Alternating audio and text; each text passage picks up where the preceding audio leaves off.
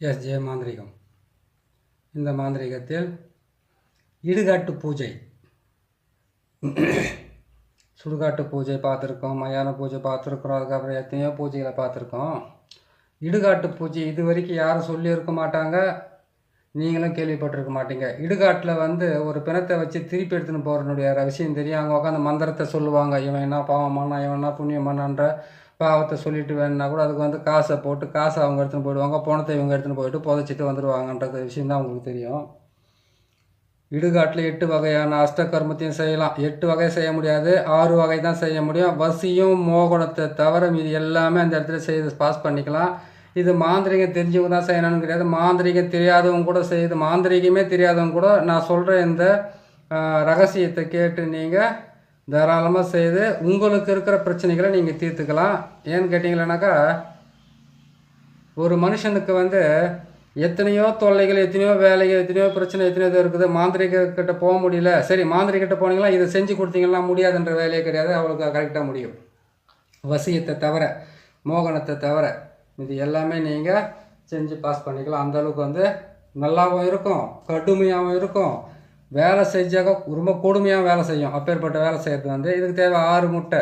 எலுமிச்சை பழத்தை பொறுத்த வரைக்கும் 6 எலுமிச்சம்பழம் தேவைப்படுறதுக்கு. 6 எலுமிச்சம்பழம் 6 முட்டை இருந்தால் போதுமானது. 7 எலுமிச்சம்பழம் இருந்தாக்கா நீங்கள் 2 எலுமிச்சம்பழத்தை நீங்கள் பலி கொடுத்துட்டு 5 எலுமிச்சம்பழத்தை இந்த பொம்மையை சுற்றி வச்சு நான் போட்டிருக்கிற சக்கரத்தை போட்டு, சக்கரத்தை நான் எப்படி போட்டிருக்கிறோன்னு கேட்டிங்களேனாக்கா, முக்கோணத்தை போட்டு முக்கோணத்துக்கு மேலே பிரம்மனுடைய வட்டமும் முக்கோண வட்டமும் 2 தான் போட்டிருக்கேன். சுற்றில அந்த அந்த அந்த சக்கரத்தை நீங்கள் போட்டுக்குங்க.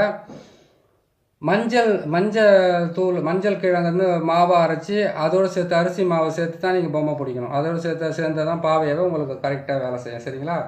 இதை நீங்கள் செய்கிறீங்க, இதை நீங்கள் செய்து முடிக்கிறது, இந்த பொம்மையை செய்துடுறீங்க. பொம்மையை செய்துட்டு என்ன செய்யணும்னு கேட்டிங்களானாக்கா, இந்த பொம்மையை செய்துட்டீங்க. குங்குமத்தை அதனுடைய வாய், கண் இது 2க்கு குங்குமம் தான் போடணும். நெஞ்சுக்கு நேரம் குங்குமம் போடலாம். 6 முட்டையை வாங்கி 6 முட்டையில் என்ன பண்ணீங்கன்னாக்கா, உங்கள் எதிரிகளை ஒழிக்கணுமா, உங்களை சதா தொல்லை பண்ணிக்கிட்டு இருக்கவங்களை அழிச்சே தீரணுமா, மாரணத்தினுடைய வழி இல்லை, மாரணத்துக்கு ஒப்பான வழி இது. புரியுதுங்களா? இந்த வேலையை நீங்கள் செய்கிறதுக்கு முன்னாடி கேட்டிங்கன்னாக்கா, நாளை மட்டும் கொஞ்சம் பார்த்துக்குங்க. செவ்வாய் சனி அப்படி இல்லைன்னு கேட்டிங்களானாக்கா, செவ்வாய்க்கிழமைக்கு வரக்கூடிய அமாவாசை, சனிக்கிழமைக்கு வரக்கூடிய அமாவாசை, இதை மட்டும் நீங்கள் பார்த்து செய்தாவே போதும். செவ்வாய்க்கிழமை சனிக்கிழமை அதுக்கு எந்த நாளாக இருந்தாலும் செஞ்சிடலாம். அது செவ்வாய்க்கிழமைக்கு வரக்கூடிய அமாவாசையோ இல்லை சனிக்கிழமை வரக்கூடிய அமாவாசையிலே இது செய்தீங்கன்னாக்கா இன்னொரு அமாவாசைக்குள்ளே நீங்கள் ரிசல்ட் பார்த்துடலாம். அவ்வளோ நல்லா வேலை செய்யும் அந்த இடுகாட்டு பூஜை ரகசியம். இது வாங்கிட்டு என்ன பண்ணுறீங்கன்னாக்கா, மஞ்சளை வாங்கிட்டு மஞ்சள் இல்லாட்டி மஞ்சள் தூளை கூட வாங்கிட்டு அதில் பொம்மையை பிடிச்சிடுங்க. பொம்மையோட சேர்த்து கொஞ்சம் அரிசி மாவும் போட்டு பிடிச்சிக்கோங்க. அரிசி மாவை பிடிச்சிட்டு என்ன பண்ணுறீங்கன்னா, இந்த பாவையை செய்துடுங்க. பாவை செய்துட்டு 6 முட்டையை வாங்க. 6 முட்டையிலையும் நீங்கள் உங்களுக்கு இருக்கக்கூடிய பிரச்சனையை எழுதிக்கங்க. எந்த பிரச்சனைனா இருக்கட்டும், சின்ன சண்டையாக கூட இருக்கட்டும், பெரிய சண்டையாக கூட இருக்கட்டும், எந்த வேலை செய்யறதுனாலும் நான் ஏற்கனவே சொல்கிற மாதிரி தான் உங்கள்கிட்ட இது சொல்லிகிட்டு இருக்கேன். அந்த வீட்டில் முழுகாமல் இருக்கக்கூடாது. யாரும் முழுகாமல் இருக்காங்கன்னு கேட்டிங்களானாக்கா, 7 ஜென்மத்துக்கு அந்த சாபம் தாங்கும். முழுகாமல் இருக்கிற பெண் வீட்டில் மாந்திரிகத்தை செய்து அவங்கள ஏதாச்சும் கெடுக்கணும்னு நினச்சிங்கனாக்கா, ஏன்னு கேட்டிங்கனாக்கா, ஒரு குழந்தை பிறந்து அந்த குழந்தை பால் மறந்துட்டு சாதத்தை சாப்பிட்ற வரைக்கும் அது தெய்வத்தினுடைய குழந்தை. அந்த குழந்தை சிசுவா வயிற்றுக்குள்ளே இருக்கும்போது காட்டி நீங்கள் மாந்திரிகத்தை பண்ணீங்க, உங்களுக்கு மாந்திரிக பலிதமும் கிடையாது, எந்த மண்ணாங்கட்டியும் கிடையாது. அதோடு சர்வ நாசமாகி போய் சேர வேண்டியது தான். அதே மாதிரி கேட்டிங்கன்னா, கார்த்திகை மாதத்தில் ஐயப்பனுக்கு மாலை போடுற மாதத்தில் போய் மாந்திரிகத்தை இறக்குனா பண்ணிட்டு போகிறீங்க, அப்படி ரிட்டர்ன் ஆகிடும்.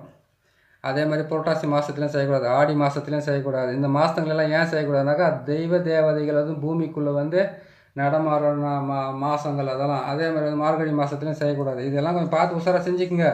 எல்லாமே தெரிஞ்சு தான் செஞ்சுக்கிட்டு வரணும். என்ன பண்ணுறது, ஒரு பிரச்சனை எல்லாத்துக்கும் இது வேணால் நல்லபடியாக நடக்குமா, அது வேணால் நல்லபடியாக நடக்குமான்ற ஒரு ஏக்கத்தோடு நீங்கள் இருப்பீங்க.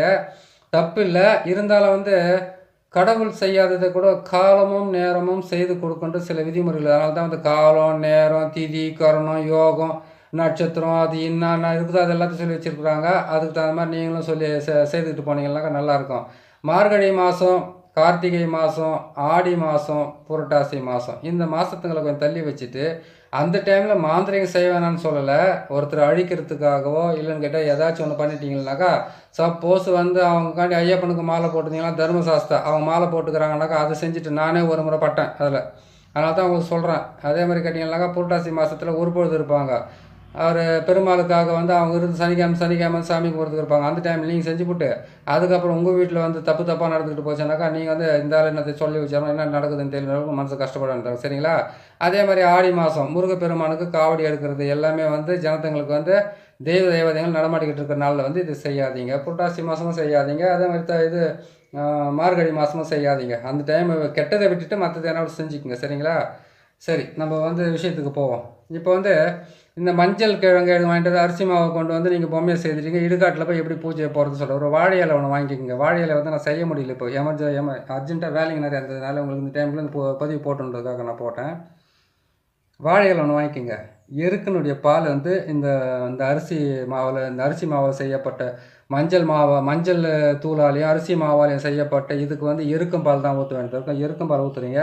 6 முட்டையிலே வந்து 6 பேர் அந்த ஆண் உருவத்தை வரைஞ்சிக்கோங்க. பெண்ணாக இருந்தால் பெண் உருவத்தை வரைஞ்சிக்கோங்க. வரைஞ்சிட்டிங்களா? வரைஞ்சிட்டோன்னா அவங்களுடைய பேர் அவங்களுடைய அம்மா பேரை மட்டும் எழுதிங்க. அவங்க குலதெய்வத்துடைய பேரை எழுதிட்டீங்க. இதெல்லாம் எழுதி முடிச்சிட்டிங்க. அதோடு கேட்டிங்கனாக்கா அவங்க இருக்கிற ஊர் பேரையும் எழுதணும். அம்மா பேர் எல்லா பேரையும் எழுதிட்டீங்க. அவங்க இருக்கிற ஊர் பேரையும் வந்து ஒரு மார்க்கர் ஸ்கெட்சை ஒன்று எடுத்துனா அப்புறம் பிளாக் கலரில் முட்டையில் வந்து எழுதிடுங்க. எழுதி முடிச்சுட்டு என்ன பண்ணுறீங்கன்னு கேட்டிங்கன்னாக்கா இதே மாதிரி நான் போட்டிருக்க மாதிரி வந்து முக்கோணம் நடுவுலையும் அதுக்கப்புறம் நாற்கோணம் வந்து மேலேயும் அதுக்குள்ளே வந்து முக்கோணத்தையும் போட்டு அதுக்கு நடுவில் வந்து பொம்மையை வச்சுருங்க. எங்கே செய்கிறீங்க? இடுகாட்டில் இதெல்லாம் செஞ்சு எடுத்துக்கங்க. முட்டை இதெல்லாம் செஞ்சு எடுத்துங்க. எலுமிச்சை இதெல்லாம் எடுத்துக்கங்க. எல்லாத்தையும் எடுத்து க்ளீன் பண்ணிக்கோங்க. அதே செய்து முடிச்சுட்டு அவங்களோட பேரெல்லாம் எழுதுக்குங்க. இதில் வந்து நீங்கள் தகுடு கூட எதுவும் எழுதி வைக்க வேண்டிய அவசியமே கிடையாது. என்ன ஒன்று கேட்டிங்களா, அதை மண் பாத்திரத்தில் போட்டு அப்படியே புதைக்க போகிறீங்க. அவ்வளோதான் விஷயமே இது உங்களுக்கு. என்ன பண்ணுறீங்க கேட்டிங்கனாக்கா இதெல்லாம் போட்டுட்டு என்ன பண்ணுறீங்க, அந்த மஞ்சள் பாவெல்லாம் செய்துக்குது மண் பாத்திரத்தில் வச்சுக்கணும். முட்டையெல்லாம் போட்டு ரெடி பண்ணி வச்சுக்கோங்க. அதை கொண்டு போய் என்ன பண்ணுறீங்கன்னாக்கா இடுகாட்டில் வந்து தெற்கு முகமாக பார்த்து உக்காருங்க.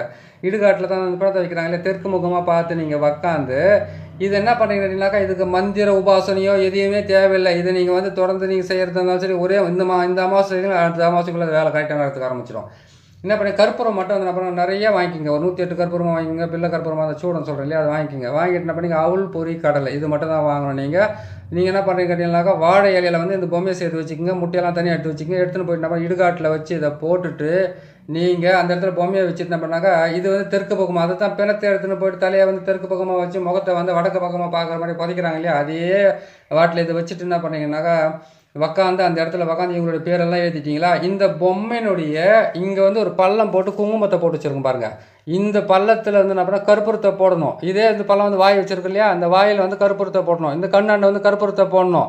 இதில் வந்து என்ன பண்ணிங்களாக்கா இங்கே கற்பூரத்தை போட்டு ஒரு முட்டையை அதாவது கற்பூரத்தை நிறைய போடுங்க. நான் வந்து சின்னதாக போட்டிருக்கேன் பொம்மையை. நீங்கள் நல்லா பெருசோட போட்டுக்குங்க. ஒரு 1/4 கிலோ மஞ்சள் தூள் வாங்கிக்கிங்க. ஒரு 1/4 கிலோ அரிசி மாவு நல்லா பெருசாக போடுங்க. பெருசாக பொம்மையை போட்டுட்டு நீங்கள் என்ன பண்ணணும்னு கேட்டிங்கன்னாக்கா நெஞ்சாண்டை வந்து ஒரு பள்ளக்குழி மாதிரி பண்ணுங்கள். அதே மாதிரி வந்து வாய் வந்து நல்லா அகலமாக பண்ணுங்கள். கண்ணுங்களை நல்லா பெருசாக பண்ணிட்டு என்ன பண்ணுன்னு கேட்டிங்கன்னாக்கா இதுக்குள்ளே கற்பூரத்தை போட்டு இந்த முட்டையை போட்டு எரிய வைக்கணும். அவங்களுடைய பேருங்களை எழுதி வச்சு அதில் வச்சு போட்டு எரிய வச்சுடுங்க. எரிய வச்சுட்டு கற்பூரத்தை போட்டுக்கிட்டே இருங்க, எரிஞ்சிக்கிட்டே இருக்க. அவங்களுக்கு என்ன நடக்கணும் ஏது நடக்கணும், உங்களுக்கு என்ன பிரச்சனை, எந்த பிரச்சனைக்காக இது செய்துக்கிட்டு இருக்கிறீங்க, உங்களுடைய பிரச்சனைகள் எல்லாம் விலகி போகணுன்றதுக்காக செய்யுங்க. அது எத்தனை மணிக்கு செய்யணும் கேட்டிங்கன்னா 11 மணிக்கு செய்யலாம். ராத்திரி 11 மணிக்கு செய்யலாம். அதிகாலையில் பார்த்தீங்கன்னா விடிய காலம் பார்த்தீங்கன்னாக்கா நீங்கள் 2லேருந்து 3க்கு செய்யலாம். 3லேருந்து 4 மணிக்கெலாம் செய்யலாம். இது வந்து 1.5 மணி நேரம்லாம் வராது. இதுக்கு 1 மணி நேரம் மட்டும்தான் இதுக்கு எல்லாமே உங்களுக்கு டைமிங் கிடைக்கும். சரிங்களா? நான் சொல்கிற மாதிரி செவ்வாய்க்கிழமை சனிக்கிழமை அப்படி இல்லைன்னு கேட்டிங்கன்னாக்கா செவ்வாய்க்கிழமை வரக்கூடிய அமாவாசை சனிக்கிழமை வரக்கூடிய அமாவாசையில் இது செய்துட்டீங்க, எரிச்சிட்டிங்க. எரிச்சு முடிச்ச உடனே என்ன பண்ணாக்கா அந்த எருக்கும் பாலால் வந்து அது வந்து அந்த பொம்மைக்கு வந்து கொஞ்சம் ஊற்ற சொன்னேன் இல்லையா, இதை செய்து முடிச்சுட்டு அதுக்கப்புறம் என்ன பண்ண கேட்டிங்கனாக்கா இது வந்து ஒரு வாழை இலையில் எடுத்து மடிங்க. அப்படியே அந்த வாழை இலையில் மடித்து நீங்கள் எந்த திசையை நோக்கி அது தலையை வச்சுருந்தீங்களோ அந்த திசையை நோக்கியே நீங்கள் போயிட்டு என்ன பண்ண கேட்டிங்கனாக்கா ஒரு பள்ளம் ஒன்று தோண்டுங்க. அந்த பள்ளத்தை தோண்டி அவங்க அந்த பள்ளத்துக்குள்ளே வந்து இது எப்படி இருக்குது அப்படியே போட்டு அதை நீங்கள் புதைச்சிட்டு என்ன பண்ணாக்கா அந்த எருக்கும் பாலை மேலே விட்டுட்டு அங்கேருந்து வந்து என்ன பண்ணுறீங்கன்னு கேட்டிங்கனாக்கா நீங்கள் இந்த 7 எலுமிச்சம்பழத்தில் வந்து இதுக்கு வந்து நீங்கள் 4 எலுமிச்சம்பழத்தை நீங்கள் 2 எலுமிச்சம்பழத்தை பலி கொடுத்துட்டீங்க. அங்கேயே உக்காந்துட்டு இதெல்லாம் செய்து முடிச்சோன்னு எருக்கும் பாலை ஊற்றிட்டு அதுக்கு வந்து அங்கே ஒருத்தர் ஒரு பலி கொடுத்துட்டு உங்கள் தலையை சுற்றி தான் இதெல்லாம் அறுக்கணும் தேவை, நசுக்கி போடணும்.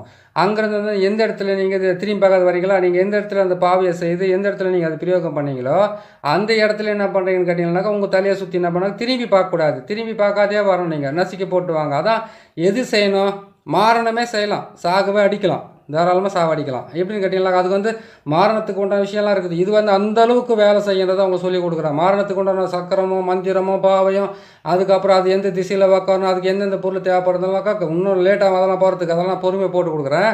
இது வந்து அந்தளவுக்கு கொடுமையாக இருக்கும். கை காலெல்லாம் பீஸாக போகும். உடம்புக்குள்ளே வந்து ஏதாச்சும் ஒரு உறுப்புகள் துண்டிக்கப்படும். அப்போ அவ்வளோ கஷ்டமாக வேலை செய்யறதுக்கு ஆரம்பிக்கும் இந்த இடுகாட்டு பூஜை. புரியுதுங்களா? இடுகாட்டு பூஜை போகிறதுல வந்து கேட்டிங்கன்னாக்கா ரொம்ப மனசு கஷ்டப்பட்டு என்னால் தாங்க முடியல, கொடுமை தாங்க முடியல, என்னால் வேதனை தாங்க முடியல, என்னை வந்து காப்பாற்றுறதுக்கு எந்த விதமான தெய்வ தேவதையும் இல்லையா, நான் எங்கெங்கேயோ போயிட்டு வந்தேன்னு யாருமே என்னை காப்பாற்றலைன்ற மன வேதனை மன உளைச்சலில் சொந்தமும் இல்லாத பந்தமும் இல்லாமல் உங்களுக்கு வந்து எந்த விதமான ஆதரவும் இல்லாமல் யாருடைய இது என்ன சொல்லுவாங்கன்னாக்க பக்கபலமும் இல்லாமல் அவதிப்பட்டு வேதனைப்பட்டு கஷ்டப்பட்டுக்கிட்டு இருக்கிற உங்களுக்கு இது மிகப்பெரிய வேலையை செய்ய ஆரம்பிக்கும். இதை வந்து நீங்கள் செய்து சாதிச்சுக்கலாம். புரியுதுங்களா?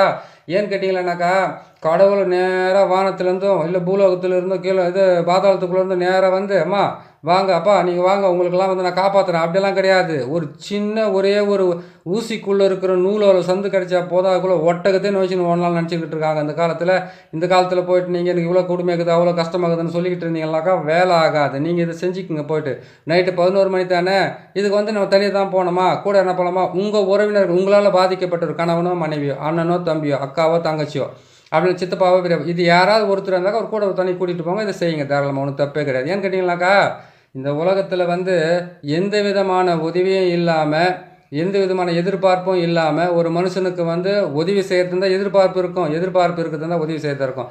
அந்த மாதிரி வந்து இந்த உலகத்தில் இல்லை. இன்றைக்கி கிடைக்குதா நாளைக்கு வாங்கிக்கிட்டோமா எல்லாமே வந்து விட்டுட்டு போகணுன்ற இடத்துல தான் இருக்காங்க. அதனால் நீங்கள் செய்ய வேண்டியது வந்து கேட்டிங்கனாக்கா இதை செய்யுங்க. இன்னும் மிளகாத்தூள்லேயே செய்ய வேண்டியது மிளகாத்தூள், அதுக்கப்புறம் சில பொருளுங்களை வச்சு ஆளுங்களை வந்து அங்கமெல்லாம் வந்து அப்படி அழுகி போகிற மாதிரி செய்கிற வேறு விஷயமெல்லாம் இருக்குது. அதை நான் பொறுமையாக சொல்லி கொடுக்குறேன். சரிங்களா?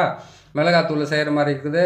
அதுக்கப்புறம் கேட்டிங்கன்னா இன்னும் கெட்ட விஷயத்துலலாம் செய்கிற மாதிரிலாம் இருக்குது. அதுக்கு தான் நிறைய கொடுத்துருக்காங்க. நல்லதுன்றது எதுவுமே கிடையாது, இல்லை கொஞ்சம் தான். அது மாதிரி என்ன பண்ண இதை பார்த்து செய்யுங்க. இதை செய்து முடிச்சுட்டு என்ன பண்ணீங்க கேட்டிங்கன்னா திரும்பி வந்துட்டீங்க. அவங்களுக்கு வந்து 7 எலுமிச்சை 2 அங்கே பலி கொடுத்துட்டீங்க. ஒன்று வந்து இதை வந்து புதைச்ச உடனே எருக்கம்பாலை ஊற்றுக்கிறீங்க. பசும்பாலை ஊற்றலை, எருக்கம்பாலை ஊற்றிட்டு வந்துக்கிறேன். அந்த குடும்பத்துக்கே வந்து கேட்டால் ஏற்றன்றதே இல்லாத அளவுக்கு அவங்க வாழ்க்கை தரமட்டமாக ஆகி அந்த இடத்த விட்டு ஓடி இல்லை ஒரு தற்கொலை பண்ணிக்கணும். இல்லைன்னு கேட்டிங்கன்னா ஏதாச்சும் ஒன்று ஆயப்படுறதுக்காக தான் இந்த இடுகாட்டு பூஜை. இடுகாட்டு பூஜையை வந்து செய்யறதுக்கு வந்து தைரியம் மட்டும் போதாது. உங்களுக்கு எவ்வளோ வேதனை இருந்தால் திரும்ப ராத்திரிக்கு அங்கே போவீங்க. எல்லாத்துக்கும் ஒரு கணக்கு இருக்குது. இந்த கணக்கு பிரகாரம் போனீங்கன்னாக்கா அங்கே இருக்கிற ஆத்மாக்கள் நீங்கள் சொல்லி அந்த மனசு கஷ்டப்பட்டு அந்த கற்பூரத்தை போட்டு அந்த நெஞ்சிலையும் வாயிலும் கண்ணுலையும் போட்டு கொளுத்தும் போது உங்களுக்கு அங்கே இருக்கிற ஆத்மாக்கள் வந்து அன்றைக்கே கூட வேலை செய்யணும். அதான் சொல்கிறேன், இந்த அமாவாசை செஞ்சு அடுத்த அமாவாசை கரெக்டாக ரிசல்ட் உங்களுக்கு அந்தளவுக்கு கரெக்டாக வேலை செய்யும். இது யாருமே இது வரைக்கும் உங்களுக்கு சொல்லியிருக்க மாட்டாங்க. நான் சொல்லியிருக்கிறேன் பாருங்கள். இதை செஞ்சு முடிங்க. செஞ்சு முடிச்சுட்டு என்ன பண்ணுறீங்க, அங்கேருந்து வந்தோடனே இடுகாட்டில் நீங்கள் எங்கே அந்த பொம்மையை வச்சு நீங்கள் பாவியை செய்கிறீங்களோ அந்த இடத்துல வந்து ஒரு எலுமிச்சை பார்த்து உங்கள் தலையை சுற்றி கட்டுவா வச்சிட்டிங்களா. அங்கேருந்து வந்தோடனே என்ன பண்ணுறீங்கன்னு கேட்டிங்கன்னாக்கா எந்த கோயில் இருந்தாலும் சரி உங்கள் வீட்டுக்கு முன்னாடியோ பின்னாடியோ 4வது திசையில் எங்கே அந்த கோயிலாண்டு போய்ட்டு ஒரு 2 நிமிஷம் உட்காருங்க.